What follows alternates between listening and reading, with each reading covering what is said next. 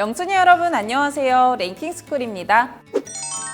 최근 전 세계 곳곳에서 각종 재난 상황들이 전해져 오고 있죠. 화산 폭발부터 태풍, 가뭄, 그리고 지진까지 우리 생활 주변에서 이렇게 많은 재난 상황들이 있었다는 게 새삼 충격적이기도 한데요. 하지만 예로부터 우리 조상님들이 하신 말씀이 있죠. 호랑이 굴에 잡혀가도 정신만 차리면 산다. 그래서 이런 위기 상황에서도 대처 방법만 알고 있으면 살아남을 수 있다고 합니다. 오늘은 재난 전문가 신현우 대표님을 모시고 이 재난 상황에 대해서 알아보도록 할게요. 안녕하세요, 신현우 대표님. 안녕하세요. 재난안전교육기관 다솜회대 대표 신현우입니다. 오늘은 신현우 대표님과 함께 갑자기 찾아온 재난 상황에서의 생존 방법 4가지에 대해서 알아볼게요.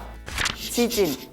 우리나라에서 지진이 이슈가 된 지는 그렇게 오래된 것 같지는 않아요. 이 경주 지진을 시작으로 해서 많은 분들이 좀 인식을 하게 된 것 같은데, 근데 최근에는 이 일본의 토호쿠 지방에서 또 지진이 일어날지도 모른다는 연구 결과가 전해지면서 많은 분들이 좀 주목을 하고 계신 것 같거든요. 이렇게 실제로 지진이 일어나게 되면 우리는 어떻게 좀 대처를 해야 될까요? 현재 지진에 대해서 관심이 좀 많은 시기인 것 같습니다. 최근에 트리키의 지진도 그렇고 지금 엄청나게 많은 사망자와 난민들이 지금 생긴 상황이죠. 근데 한국도 지진이 근래에 너무 많이 발생하고 있어서 지진 안전지대라고 표현하기에는 조금 많이 어려움이 있는 부분들이 있는 것 같아요. 지진은 교통사고 같은 개념이라고 인지하시면 좋을 것 같아요. 지각운동이 탕 부딪혔을 때 이 강한 흔들림이 길어봤자 2분 이상 흔들림이 지속이 되진 않아요. 여진이 연달아서 오지 않는 한에. 그래서 처음 지진이 일어났을 때는 구조물들이 떨어져서 나를 덮치거나 하면 다칠 수 있기 때문에 책상 밑으로 들어가서 내 몸을 숨기고 머리를 숙이고 한 손은 책상 다리를 잡고 지진 흔들림이 멈출 때까지 이렇게 액션을 취해주는 게 좋고요. 흔들림이 없어진 상태에서는 일단 테러 확보를 먼저 하라고 말씀을 좀 드리고 싶어요. 그래서 문을 열어두고 테러 확보를 하고 그 다음에 나가기 전에 가스 밸브나 전기 차단기를 내리고 나가는 게 현실적으로 좀 더 도움이 된다라고 좀 설명을 드리고 싶고요. 그리고 대피를 할 때는 비상계단을 이용해서 대피하시는 게 항상 좋고요. 대피를 하시더라도 그냥 나가지 말고 가방이라든지 그리고 방석 이런 게 있다면 머리를 보호한 상태로 이렇게 나가주세요. 주변에 학교 운동장 그리고 넓은 공터 주변에 있는 물건들이 쓰러지면서 나를 덮치지 않을 공간으로 가셔야 되고요. 대피하고 나서도 라디오라든지 뉴스를 계속 시청하면서 방송 지침에 따라서 액션하는 것도 중요한 방법입니다.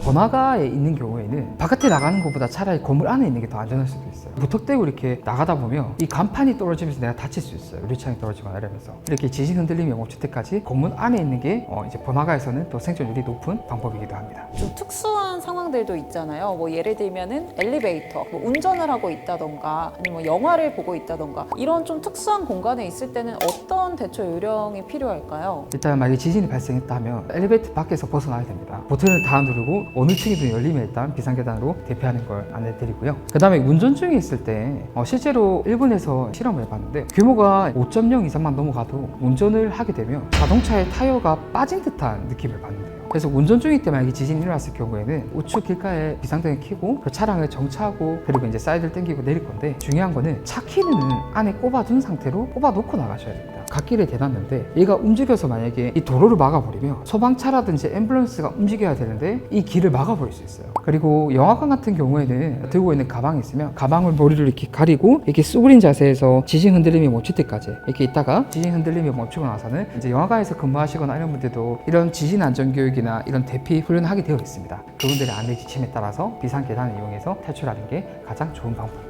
실내에 있다가 밖으로 나가지 못하는 경우들 그리고 또 폐허 안에 갇혀있는 경우들도 있잖아요. 그런 상황에서는 어떻게 좀 생존을 할 수 있을까요? 실제로 건물이 이렇게 무너지는 걸 이렇게 눈으로 목격이 된 순간 무리하게 탈출하다가 잔해 속에 깔려서 사망하게 되는 경우가 더 많습니다. 건물이 무너지는 게 만약에 눈에 보이는 경우에는 트라이앵글 존이라고 해서 삼각형의 구명 스팟이라는 게 있어요. 건물잔에 깔리지 않고 구조대가 올 때까지 생존하고 버틸 수 있습니다. 그리고 모서리가 없을 경우에는 건물의 큰 기둥이라든지 옷장처럼 튼튼한 건물이 무너졌을 때 이렇게 틈을 만들어줄 수 있는 그런 옆자리에 이렇게 몸을 쑤그리고 있는 게 가장 좋은 행동 요령인 것 같습니다. 근래 재난 피해를 복구 중에 트리키 같은 경우에도 트라이앵글 존에 깔려있는 사람들이 한 4일 만에 구조가 되고 이런 경우도 엄청 많았어요. 그리고 이제 한 가지 더 조금 좋은 팁을 알려드린다면 아까도 이제 행동 대피 요령 중에 우리 문을 먼저 열어두라고 얘기를 했던 이유가 뭐냐면 이렇게 건물이 무너질 정도가 되면 문이 틀어져서 문이 안 열려요. 그러면은 건물이 이렇게 잔해가 깔리지 않더라도 저희가 건물 안에 고립이 될 수 있어요. 그래서 재료 확보하는 게 더 중요하다. 그리고 오늘 이렇게 이 영상을 보시고 나서 우리 영수님 여러분들은 꼭 가족들하고 비상회의를 했으면 좋겠어요. 지진이 일어나고 나서 전화로 어디로 모여 이렇게 하면 늦습니다. 우리 가족은 이런 상황이 터졌을 때 어디서 모일 거야, 이렇게 가족끼리 이런 구호라든지 행동 요령을 알려주고 응급조치도 알려주는 것이 실제 행동하는 데 있어서 정말 큰 도움이 될 것 같아요. 화산 폭발. 이 화산 폭발 저도 사실 최근에 되게 많이 들은 것 같아요. 그런데 우리나라에 정말 영향을 주는지, 준다면 좀 어떤 방향으로 줄지도 굉장히 궁금하거든요. 일반적으로 이렇게 생각하신 것 같아요. 백선이 터지면 이 마그마라든지 뭐 이런 것들이 우리까지 피해를 주지 않을까. 맞아요. 근데 한국까지는 거리가 좀 많이 먼 편이라서 마그마가 피해를 주기에는 좀 어려운 환경을 가지고 있다라고 보시면 좋을 것 같고요. 그것보다는 화산재가 더 우리가 조심해야 될 부분인 것 같습니다. 백두산이 터지는 거는 지금 터져도 이상한 건 전혀 없어요. 100년 기준으로 봤을 때 두세 번은 터진다는 게 통계표이기 때문에 지금 거의 그 기점이 다 돼가는 기점입니다. 언제 터지는가를 봐야 돼요. 여름에 터졌을 때랑 겨울에 터졌을 때 이 화산재가 불어오는 방향이 전혀 달라요. 그래서 특히 겨울에 터지면 한국에 오는 피해가 엄청 큽니다. 왜냐면 바람이 겨울에 터지면 바람이 이렇게 내려와요. 그 다음에 이제 여름에 터지면 반대로 이렇게 올라가다 보니까 이 화산재 피해량도 좀 많이 차이가 날 겁니다. 그리고 화산재가 떨어지는 거를 우리가 낙진이라고도 표현을 하는데, 이제 낙진이 이제 이렇게 쌓였을 때 우리가 먹는 음식물이라든지 그리고 이제 치워야 되는 것들, 또 이러한 행동 요령도 조금씩 차이가 있습니다. 실제로 이 백두산 또는 다른 화산에서 폭발이 일어난다면 우리는 좀 어떻게 대처를 하는 게 좋을까요? 첫 번째는 우리가 시설 관리를 좀 먼저 해야 됩니다. 창문이라든지 문틈을 통해서 이런 낙진 가루가 들어올 수 있기 때문에 창문에 테이핑을 해서 낙진 가루가 들어오지 않게 한다든지, 그리고 환풍기나 이런 부분들을 꺼주세요. 그리고 구멍을 막을 수 있으면 또 막아주세요. 급수용 저희가 써야 되는 물, 이 물에 오염 물질들이 섞이면 안 좋기 때문에 이러한 것들도 이제 테이프를 동봉해서 들어오지 않게끔 한다든지 이렇게 관리하는 게 기본이 일단 되는 행동 요령입니다. 두 번째는 화산재가 만약에 낙하고 있는 경우에는 가급적이면 최대한 실내에 머물러 주세요. 그리고 수건이나 이렇게 손수건, 마스크 등으로 코하고 입을 막아서 화산재를 최대한 마시지 않도록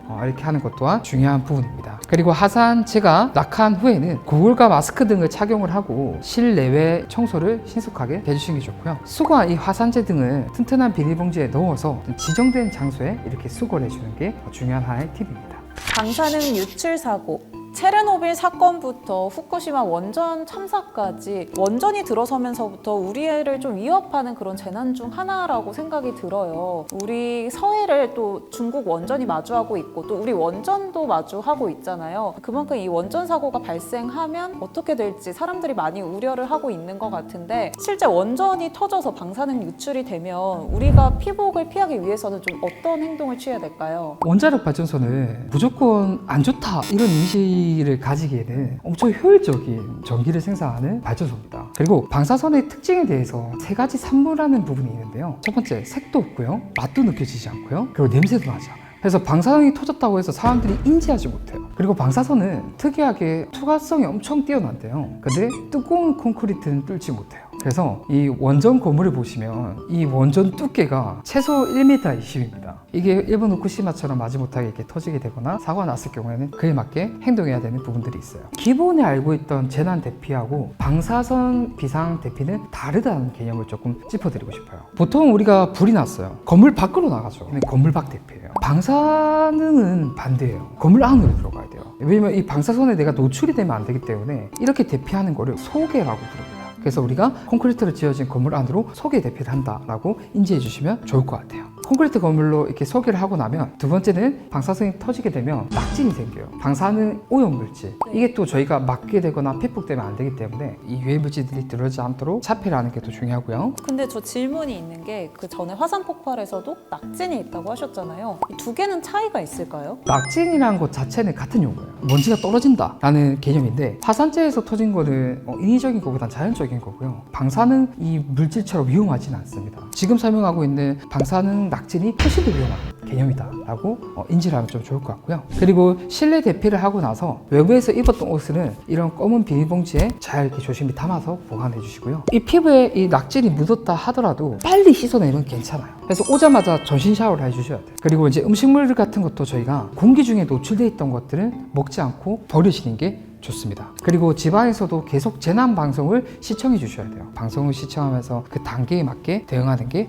정말 중요한 행동 요령이라고 생각합니다. 그러면 피부에 묻는다고 무조건 피복이 되는 거는 아닌 거네요? 묻는 순간 피복이 어느 정도 되긴 하는데 신기한 정보를 하나 말씀드리면 바나나에도 방사선이 있습니다. 바나나를 하나 먹어도 MSV라고 해서 정말 소량의 방사능을 저희가 이미 먹고 있고요. 자연 방사선은 이 수치가 별로 높지 않아서 몸에서 일정 량을 자연적으로 배출을 하게 돼요. 근데 병원에서 보면 우리가 건강검진할 때 CT 이런 거 촬영하지 않습니까? 네. 근데 CT 같은 경우에도 저희가 방사능을 좀 일반적인 방사능보다 조금 많이 노출이 되기 때문에 그래서 병원에서 물어볼 거예요. 혹시 2달 전에 CT 찍은 적 있냐? 너무 단기간에 CT를 여러 번 찍으면 이 방사선 피폭량이 저희가 배출되는 양보다 더 많이 쌓이게 되면 몸에 이제 큰 데미지를 줄 수가 있어서 이제 그런 부분으로 우리가 실제로 많이 노출되고 있다라고 인지하시면 좋을 것 같아요. 양에 따라서 좀 달라진다라고 네, 맞습니다. 그리고 이제 방사선 이런 노출 사고가 나더라도 대피해야 되는 인근 지역에는 특정 약품이 배치가 돼 있어요. 갑상생 방호약품이라는 게 있습니다. 그래서 방사선을 내가 누출하더라도 이 갑상생 암이 제일 먼저 일어나는데 이 암을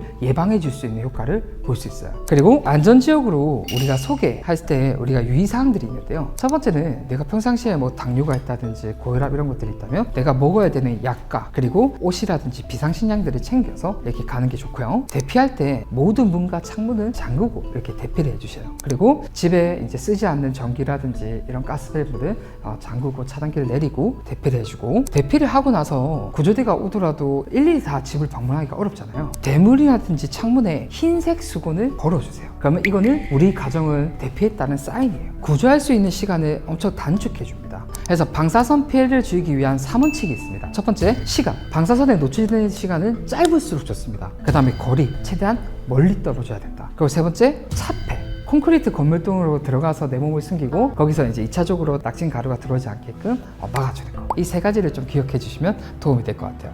핵폭탄이 터졌을 때 앞서서 원자력 발전소가 터졌을 때 얘기를 했는데 또 사실 핵폭탄이 이렇게 날라왔을 때 그런 사건들도 저는 비슷한 결이라고 생각이 들거든요. 어떻게 다른 건지 좀 설명을 부탁드릴게요. 맥주랑 실험용 알코올의 차이라고 설명하면 될 것 같아요. 우리 맥주에다가 불 붙이면 불 안 붙잖아요. 근데 실험용 알코올은 같은 알코올인데 농축이 90%가 넘다 보니까 불 붙이면 실험용 알코올은 불이 붙잖아요. 그하고 같은 원리예요. 원자력 발전소에서도 우라늄을 쓰죠. 우라늄의 농축이 5% 이하입니다. 그래서 우라늄 농축액이 5% 미만이면 터지지 않아요. 순간적인 폭발이 없습니다. 그런데 농축이 90% 이상 농축이 되면 순간적으로 이렇게 빵 터져요. 원자력 발전소에서 쓰고 있는 우라늄 농축은 퍼센트가 5% 미만이기 때문에 순간적인 폭발이 일어나지는 않는다. 그러나 핵무기는 이제 이 우라늄 농축이 90% 이상이기 때문에 순간적인 폭발을 일으킬 수 있고 이제 많은 양의 방사능을 누출할 수 있다라고 인지하시면 좋을 것 같습니다. 그러면은 앞서 원자력 발전소랑은 또 다른 대피 방법이 필요할 것도 같거든요.